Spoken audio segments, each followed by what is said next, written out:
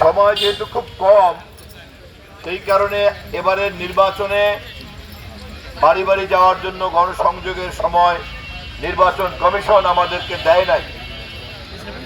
ইচ্ছা থাকা সত্ত্বেও নির্বাচন কমিশনের বিধিনিষেধের কারণে আমরা 12টা ইউনিয়ন এবং একটা পৌরসভার সব জায়গাতে যাওয়া সম্ভব হবে না।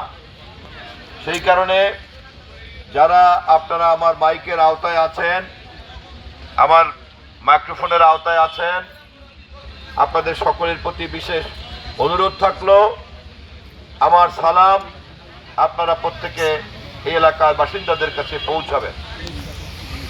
বিশেষ করে নারী ভোটারদের কাছে আমার বিশেষ সালাম পৌঁছাবেন।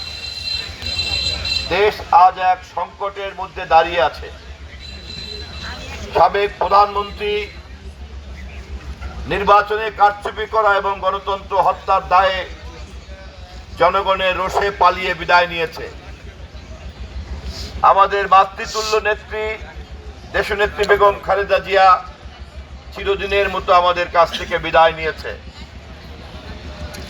আমাদের নেতা দেশনায়ক তারেক রহমান প্রায় 17 বছর পর বাংলাদেশে ফিরে এসেছেন। এই দেশকে বাঁচানোর জন্য, এই দেশের ভবিষ্যতের জন্য আমাদের সামনে এখন তারেক রহমান ছাড়া আর কোনো পথ খোলা নাই। কিন্তু আমরা নির্বাচন ছাড়া কোনো ক্ষমতায় যেতে চাই নাই। সে কারণেই আমরা অন্তর্বর্তীকালীন সরকারকে সমর্থন দিয়েছি যাতে তারা নির্বাচনের আয়োজন করে।